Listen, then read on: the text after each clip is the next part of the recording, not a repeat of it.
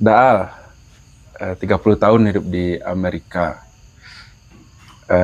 Kemudian kembali ke kampung halaman dan menjalani hidup yang istilah anak-anak hari ini slow living gitu ya. Slow living,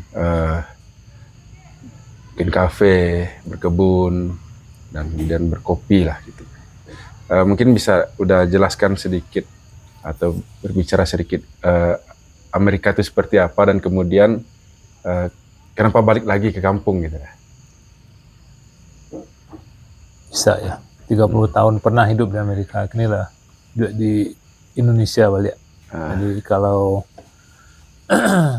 cerita tentang Amerika ya, opportunity semuanya ada ya di Amerika. Mau jadi apa bisa. Ya kita namanya orang kampung datang ke Amerika, pertama ke Amerika ya bingung.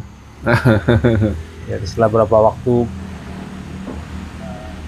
punya pengalaman dikit tentang hidup di situ, ya akhirnya sebenarnya stuck kita tuh dulunya ke Amerika itu ilegal, jadi setengah dari hidup di sana itu ilegal gitu.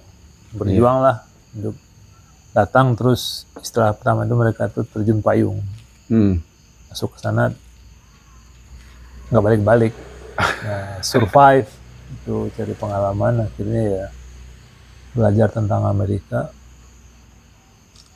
Sebenarnya Amerika sih negara kita nggak ini juga, nggak apa namanya. Ya mereka negara maju, tentu saja negara maju. Cuman kalau ngeliat hidup, kita bisa milih hidup di mana aja. Kualitas hidup itu ternyata di negeri kita bisa punya kualitas hidup yang lebih baik dari di Amerika atau negara orang lain, tergantung gimana kita menjalankan hidup ya. Amerika banyak belajar lah tentang hidup karena kita banyak ketemu beragam bangsa, etnik ya, beragam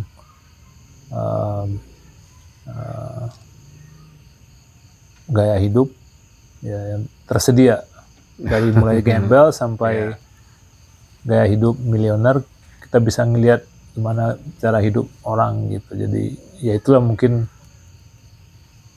pengalaman yang bisa diserap selama 30 tahun. Dan akhirnya memutuskan pulang gara-gara ya di Indonesia tuh nggak bisa lebih baik sebenarnya kalau kita mau. Bisa lebih baik ya.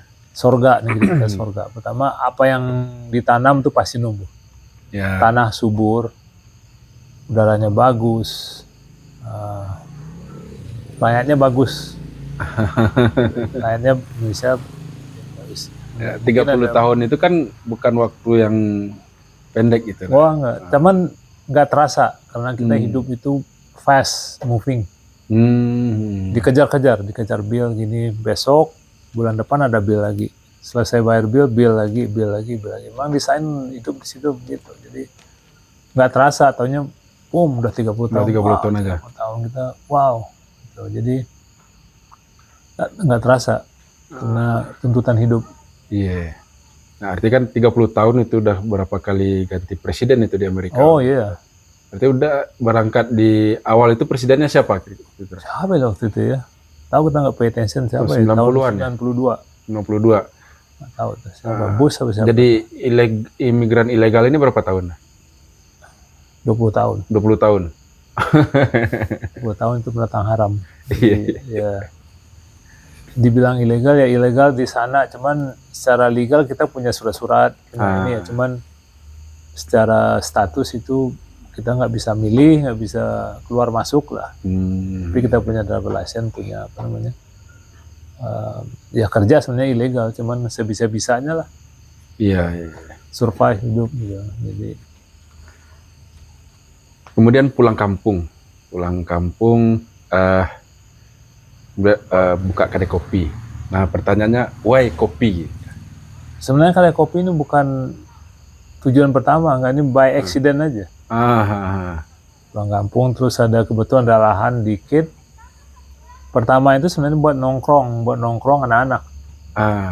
Ini anak-anak nih waktu kecil kita tuh pingin punya tempat nongkrong dulu. Iya. Nggak ada. nggak ada yang peduli gitu. Nah, kita mikir nih gimana kalau bikin tempat nongkrong anak-anak sih. Anak-anak yang SD, SMP gitulah. Mereka tuh nggak punya tempat main, nggak ada tempat main gitu. Mungkin tempat nongkrong anak-anak sebenarnya. Terus ketemu orang yang petani kopi. Nah, ada si Ade namanya petani kopi, dikenalin nama si Sad, terilasi, kopilasi. Kita juga senang kopi. Oh gitu. Kebetulan senang kopi, nggak tahu mencari kopi di mana, ya udahlah fokusnya kopi, nggak ada lah. Ada kopi ya oke, kalau nggak ada ya nggak apa-apa. Kita belum kenal nih kopi kita itu sebenarnya enak sekali. Nggak tahu by accident si Sad datang bawa kopi. Ini dah cobain kopi ini. Wah ini dia dicari nih kopi. Jadi tiba-tiba. Tiba-tiba kebetulan. Jadi wah udahlah, udah kita bikin ini kopi. Gitu. Apa enggak? Kita promosinya kopi lah sih. Gua dulu di Amerika pernah ketemu kopi Sumatera. Itu kopi pertama yang seumur hidup yang dicicipin rasanya paling enak. Selama ini kan kopi di kampung, kopi ini, kopi pasaran, campuran, nggak tahu lah pokoknya kopi beli di pasar, udah jadi bubuk, dibikin kopi, kasih gula, udah. Pas di Amerika itu ketemu kopi yang bungkusnya kopi Sumatera, yang udah di roasting, nggak tahu medium pun nggak tahu lah, nggak mungkin. Kopi Sumatera gitu. Sumatera iya di roasting tuh di grind, dibikin dari espresso. Pertama kerja tuh belajarin pakai espresso mesin. Pas dibikin gitu minum, wah kok kopi begini ya. Baru ini, waduh ini yang rasa kopi sebenarnya. Penasaran, jadi selama ini kopi yang kita minum itu enggak ya. Bukan kopi yang terbaik, kopi yang nggak tahu lah. Iya, karena berbeda tesnya. Ini waduh, ini kopi Sumatera itu nyampe ke situ disukain orang. Gitu. Tapi waktu itu nggak kefokus, wah ini mau jualan kopi, nggak ada. Nih kita tahu, wah ini kopi Sumatera ini salah satu kopi terbaik. Pilihan orang-orang lah di Amerika. Amerika tuh soalnya ngopi itu semacam energi lah. Pagi ngopi dulu. Sudah kayak semacam tradisi atau apa ya. Pokoknya pagi itu ada fuel dulu nih. Fuel untuk kerja. Ngopi, udah. Ya, ngopi. Akhirnya jadi tren juga ya. Starbucks masuk jadi tren. Kopi itu dibikinin tempat nongkrong, tempat. Kopi itu kopi ini lah ya. Bikin ngepop. Kopi susu, kopi macam-macam lah. Tapi yang namanya kopi tetap itu buat bahan bakar hidup. Berarti kan ada budaya, semacam budaya juga di Amerika kalau kita lihat di televisi itu. Nanti setelah pensiun mereka ada yang bikin rumah di truk, kemudian mau jalanin slow living, bisa jadi kita mikirnya nanti pas pensiun nanti punya cita-cita bikin kedai kopi gitu. Berarti ini kedai kopi ini bukan nggak ada. Di luar ini aja. Nggak ada planning dulu. Planning itu pulang kampung, mau nanam sekitar rumah, makan sekitar itu. Soalnya kebetulan saya juga nggak makan binatang, makan berbasis tumbuh-tumbuhan. Jadi waktu di Amerika makan tumbuh-tumbuhan itu mahal sekali. Makanan namanya organik yang dari tumbuh-tumbuhan itu mahal. Plant based itu mahal. Mahal. Ada Whole Food khusus. Toko yang jual makanan itu 10 kali lipat dari harga biaya hidup biasa gitu. Jadi kita harus untuk sementara di kampung kita tuh hampir gratis. Iya. Kan hampir gratis. Mau nanam bisa. Ada semua. Nggak mau nanam beli di pasar juga murah. Ubi murah. Iya. Bayam murah gitu. Singkong, kangkung murah. Di situ paling mahal gitu.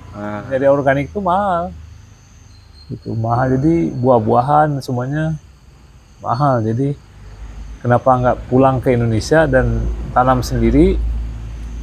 Bukan slow living sebenarnya, katanya slow living, cuman kita nggak pernah slow dari bangun subuh ya sampai maghrib. Iya. Tapi yang ngerjain sesuatu yang kita senang lah. Ya. Karena kan saya pernah baca bahwa uang itu bukan tujuan. Uang itu cuma tools katanya kan. Ya bisa jadi tools yang paling berguna yang. Ya kan karena kalau kehidupan yang seperti yang Daal alami di Amerika dan banyak orang hari ini juga alami, rata-rata nanti ujungnya kan cari uang. Ya, Ujungnya cari uang, nanti ketika uang terkumpul kita udah nggak sehat lagi gitu kan. ya tergantung lah ya. Uang tuh perlu untuk hidup, alat hidup ya benar itu. Ya, terus. Tapi bukan tujuan terakhir ya, mungkin nggak juga ya.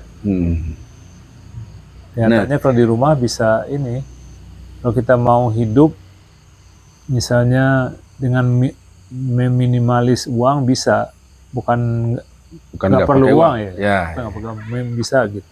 Makan dari kebun, masak, jadi nggak usah dikurangin belanja gitu, bisa.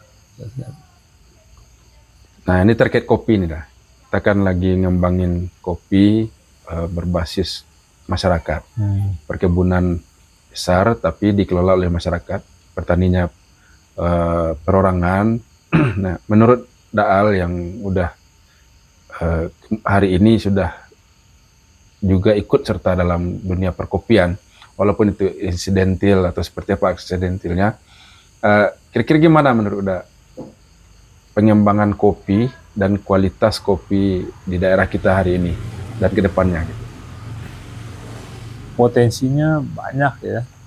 Kalau kita kembangkan dari yang pertama dulu, geografis kita tuh kopi itu udah bisa hidup.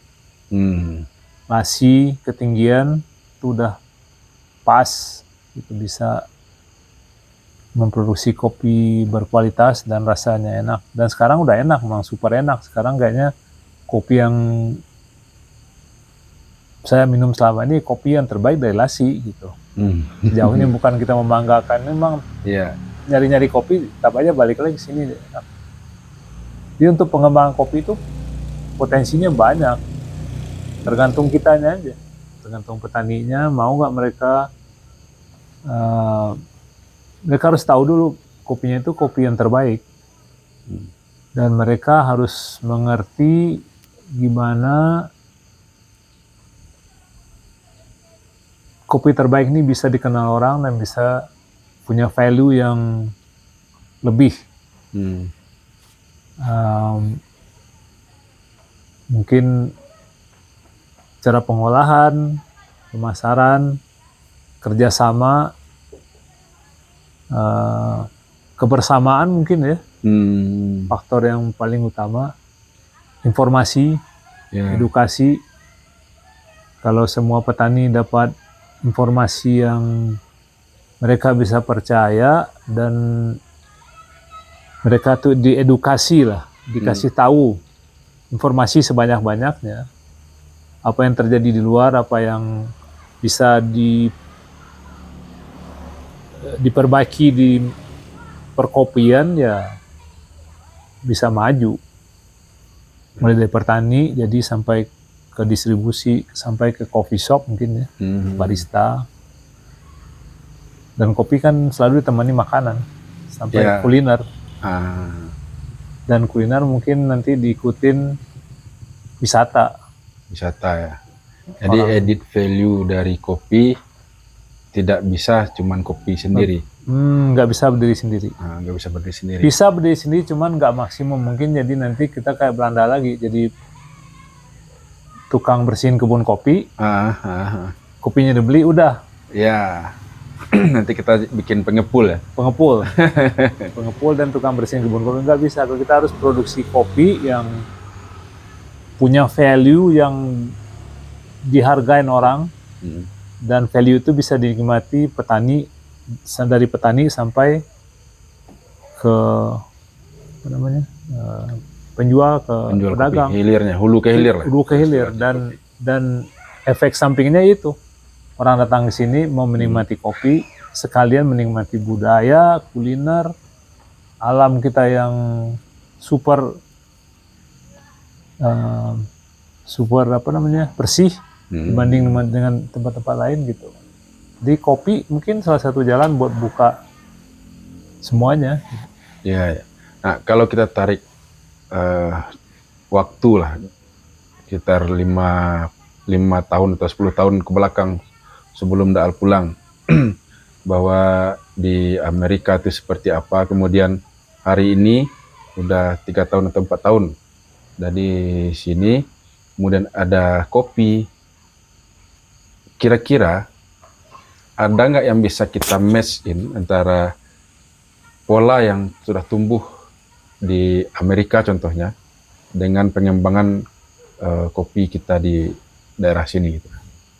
Maksudnya Pola perkebunan kah atau pola berbisnis kah gitu. pola bisnis. Ah, Di Amerika nggak ada kebun ya. Kebun itu dikuasai, kalau istilah negara kita dikuasai VOC dulu. Amerika itu yang menguasai perkebunan adalah company, corporate. Jadi udah nggak ada lagi petani, itu udah mungkin 1%. Jadi pertanian itu dikuasai corporate yang semuanya pekerja. Jadi tukang pajak sendiri, tukang piara sendiri, tukang panen sendiri. Jadi nggak ada lagi petani, itu nggak ada. Jadi corporation yang dikuasai orang-orang kaya. Petani kita tuh nggak bisa, untuk kayak petani itu nggak bisa. nggak bisa. Bisa sih jadi VOC lagi, kita nggak mau. Kita kan maunya kita petani benar-benar jadi petani, yang bangga jadi petani, memproduksi kopi yang berkualitas, yang ada value-nya. Kita nggak perlu kuantitas. Kita punya sekian ratus hektar, nggak perlu. Rasanya itu nggak cocok di kampung kita tuh, nggak mungkin untuk jadi perkebunan besar itu nggak. Corporate itu nggak cocok, dan itu akan merusak ini. Nggak ada ininya, nggak ada benefitnya lah buat negeri kita ini. Sumatera Barat tuh nggak ada kayaknya agama tuh, kamu tuh nggak ada. Justru kita mau menggali potensi dari petani. Kalau udah dikuasai corporate ya balik kita ke zaman VOC. Iya. Amerika tuh kayak begitu. Jadi di Amerika pun masih seperti itu. Iya, semuanya begitu sekarang. Amerika kan negaranya begitu udah. Makanan, perusahaan yang punya makanan tuh cuman beberapa biji. Wah, kalau kita ke supermarket nih, 3-4 supermarket, ya itu juga produknya, produksi si A, ini produksi A juga si A gitu. Yang menguasai mereka kita lah, Nestle yang menguasai, Nestle atau Indofood. Udah satu perusahaan besar yang menguasai banyak produk. Banyak produk. Mereka tuh misalnya gandum dikuasai beberapa perusahaan, daging beberapa perusahaan, susu. Ya benar-benar corporate yang punya, udah nggak ada petani lagi. Itu mungkin nggak perlu ditiru, dan itu kita harus sadari terjadi, dan mudah-mudahan nggak terjadi di daerah kita ya. Daerah kita. Ya. Ya, karena kan ada tantangan bahwa lokal ada petani punya lahan, kemudian ada terkendala di persoalan biaya pengolahan lahan, pembelian bibit tanaman. Kalau kita contohkan ke kopi ya, kopi itu bibitnya nggak murah kalau dibandingkan dengan membeli bibit-bibit yang lain. Kemudian biaya perawatan segala macam, ini akan jadi tantangan. Nah, dari ini kira-kira menurut Daal, dari pengalaman Daal yang sudah cukup panjang, dan gimana kira-kira pola atau pengembangan kopi ini ke depannya seperti apa yang bagusnya gitu? Kalau kita petani menggantungkan nasibnya ke pembibitan yang dibikin oleh corporate, misalnya pembibitan yang bibit yang disediakan dengan pupuk yang diikuti oleh pupuk, racun dan segala macam, itu berarti bibit itu udah direkayasa oleh corporate, perusahaan besar yang ingin menguasai, di mana suatu waktu nanti mereka itu semua petani harus tergantung ke mereka. Ya. Kita harus melawan, ya harus dilawan. Caranya mungkin kita harus bikin bibit sendiri, nyari bibit-bibit unggul, mungkin sisa-sisa kalau ada bekas zaman Belanda atau apa, nggak tahu lah. Bikin pembibitan sendiri yang nanti kopinya mungkin nggak tergantung dengan pupuk yang harus dipakai untuk bibit tertentu. Jadi sumber pupuk tuh kita bisa bikin. Saya masih tertarik bikin tempat organik atau semi organik, apalah namanya, yang mungkin ketergantungan pupuknya itu bisa dipenuhi oleh lingkungan. produksi pupuk lokal. Hmm. Gitu, nggak perlu pupuk impor gitu. Pupuk impor ini yang pupuk impor, bibit impor, racun impor itu yang membunuh pertanian di negeri kita. Kita harus sadarin itu dulu. Cara ngelawannya mungkin bisa. Gitu. Sekarang jagung, contohnya jagung nggak bisa lagi, jagung tuh Dibibitkan. bibit kami nggak bisa. Kita beli jagung, beli pupuk, beli racun harus satu paket. Itu kapitalis yang mana-mana tuh Amerika yang menciptakan begitu. Bibitan ini. Dibawa ke sini, ditelan oleh ya pemerintah kita, orang kita yang dia pikir itu yang terbaik, padahal itu yang ngebunuh. Kita nembak kaki sendiri. Iya. Jadi sekaligus ngerusak tanah juga. Ngerusak tanah. Jadi kita kalau udah sadar, ya kita mungkin ya berat memang, sekarang nggak bisa lagi. Nanam cabai orang harus tergantung semuanya. Kopi mudah-mudahan belum ya. Jadi kalau kita udah waspada, itu bahan pupuk banyak. Tumbuhan diolah bisa lah. Mungkin nanti peternakan tuh bukan diambil dagingnya, mungkin cuma peternakan untuk ngambil kotorannya. Ya, atau pengolahan sampah pasar. Iya. Apalah gitu ya, mungkin diakalin kalau diulik bisa kalau kita mau. Saya masih ingat dulu waktu berapa tahun lalu, sekitar 10 sampai 20 tahun yang lalu lah, mungkin cabai itu masih dibibitkan. Jadi kalau petani kita mau nanam cabai, datang ke kebun cabai orang, kemudian kita pilih. Jadi kemudian dikeringkan, dijadiin benih, masih ada. Hari ini nggak ketemu lagi yang kayak gitu. Jadi katanya tuh siapa yang punya bibit dia akan menguasai dunia. Siapa yang punya seed benih, dia akan menguasai dunia. Yaitu sekarang corporate. Udah terjadi ya? Udah terjadi. Nah, itu terjadi. Di Amerika tuh udah terjadi banget, udah nggak ada lagi. Orang nggak bisa lagi bertani, itu nggak bisa. Terlalu mahal. Berarti daerah kita udah menuju ke sana. Kalau dulu benih itu masih benih padi, masih ada tempat penyemaian benih. Kalau di pojok sawah kecil itu masih ada persemaian benih. Sekarang benih padi itu udah diperjualbelikan. Jadi orang nggak cari padinya untuk dibenihin, disemai, bukan cari bibitnya. Pokoknya panen, jual padi udah jadi duit. Habis nanti beli benih lagi. Tapi masih untung itu belum jadi benih pabrikan, ya.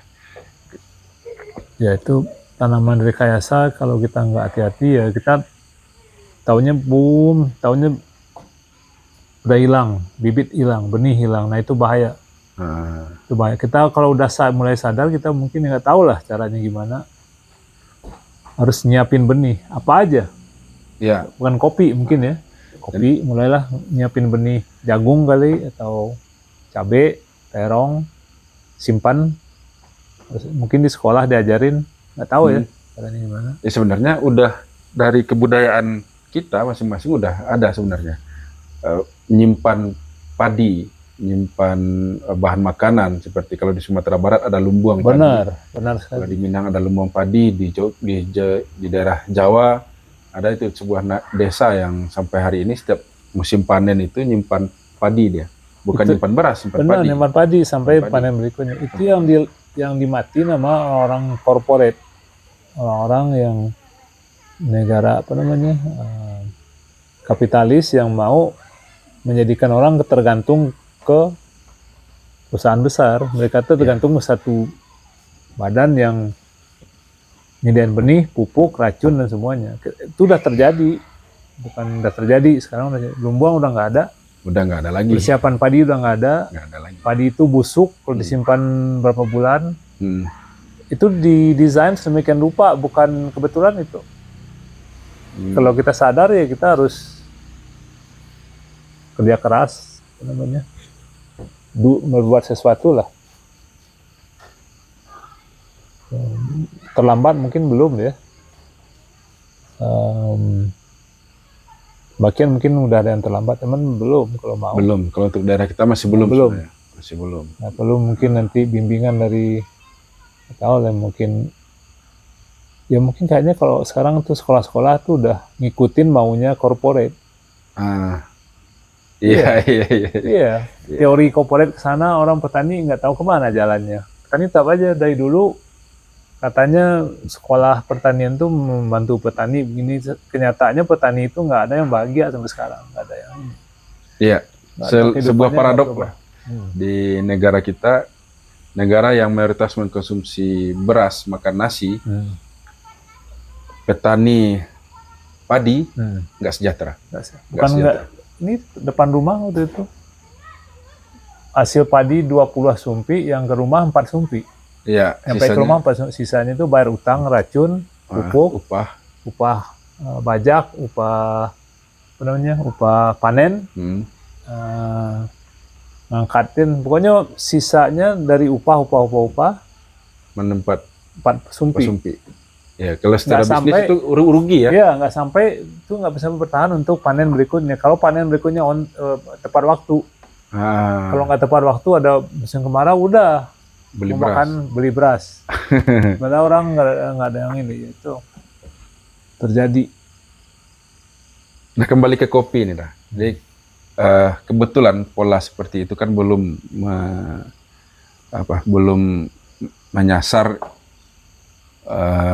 perkebunan atau pertanian kopi di daerah kita. Dan saya pikir untuk daerah Asia Tenggara masih belum ya.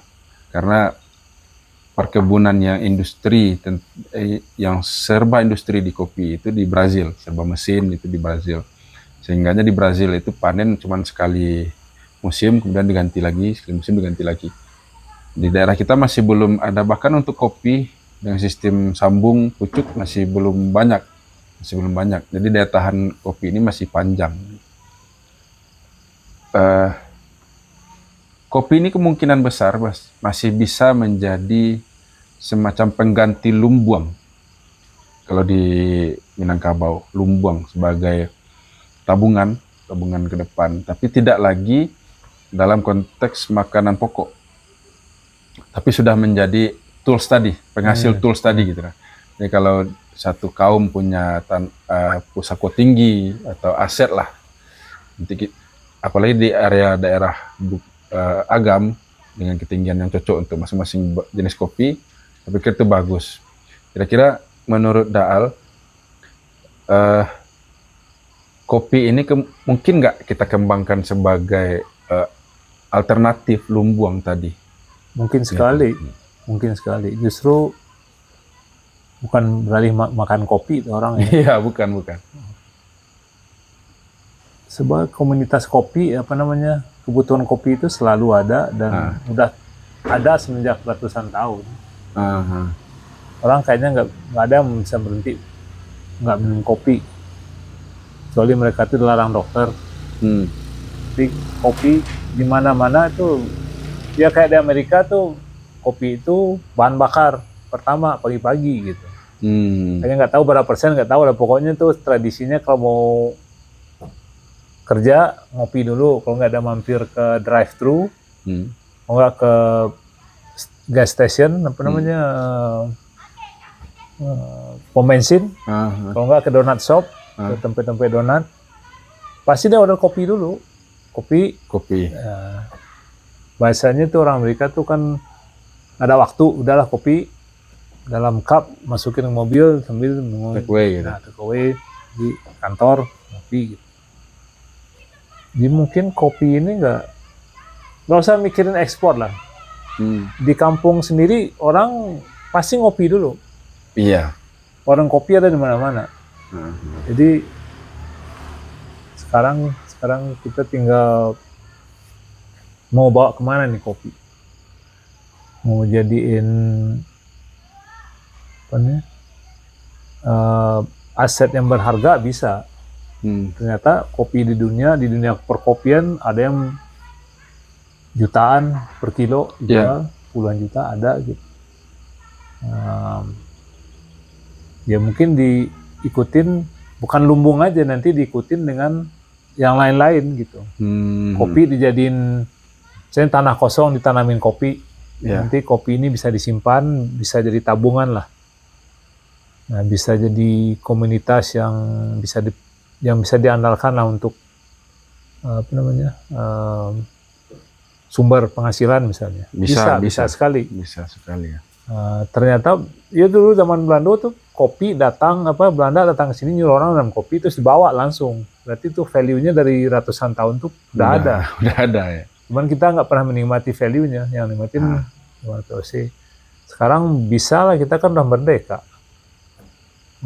Sekarang tinggal mengembangkan potensi, siapa yang mau dan percaya ini bisa terjadi. Kalau saya sendiri sih, saya sekali kopi itu komunitas yang bisa diangkat, bisa diandalkan. Balik lagi ke cakapan pertama, bukan kopinya aja, bisa membawa yang lain-lain. Ya, banyak multi efek dari kopi lah. Itu. Terakhir mungkin ada pariwisata, bisa. Di layar terakhir seperti itu. Kalau di Amerika itu kan ada budaya minum wine gitu lah. Nah, kira-kira sama atau mungkin nggak di daerah kita ini dibangun sebuah budaya minum kopi yang elegan atau yang premium kayak gitulah. Bisa. Kemarin kan ada kebetulan sebulan yang lalu ada buyer dari Amerika tuh nyari premium coffee atau specialty coffee yang pengen dibawa ke Amerika. Katanya di Amerika itu sekarang trending, kita kan udah 4 tahun ya, terakhir ke Amerika kan tahun 22 ya. Trending ngopi itu udah berubah. Dari Starbucks ke gourmet coffee gitu. Jadi udah ada trending baru di mana mereka tuh nyari kopi-kopi yang specialty, yang punya karakter, punya rasa yang khas. Jadi bisa sekali, mungkin nggak seharga wine sebotolnya ribuan, tapi bisa terjadi gitu, mungkin. Ya bisa jadi ya. Bisa. Seenggak-enggaknya orang menghargai kopi itu lebih tinggi dari yang sebelumnya. Orang tuh mengenalin kopi sebelumnya nggak tahu kopi itu ya dikasih seduhan sama Starbucks, gula, satu cup, sama susu dikasih kopi, itu yang dipromosi sama Starbucks.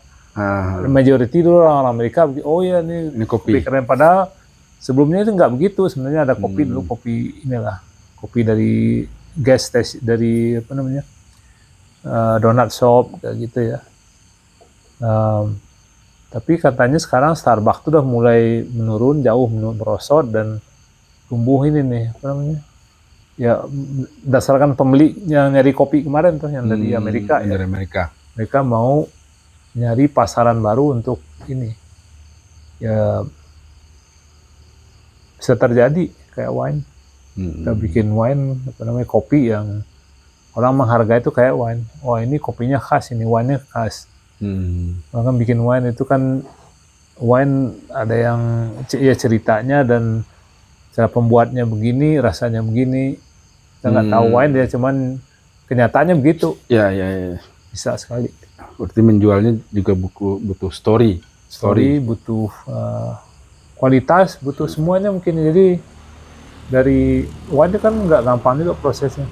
Dari ngambil orchid anggurnya sampai ke pemotolan, label, complicated, dan fermentasinya, fermentasi sampai penampilan. Ya, kalau kopi dibikin begitu bisa sekali. Orang akan menghargai kopi lebih dari sekedar kopi.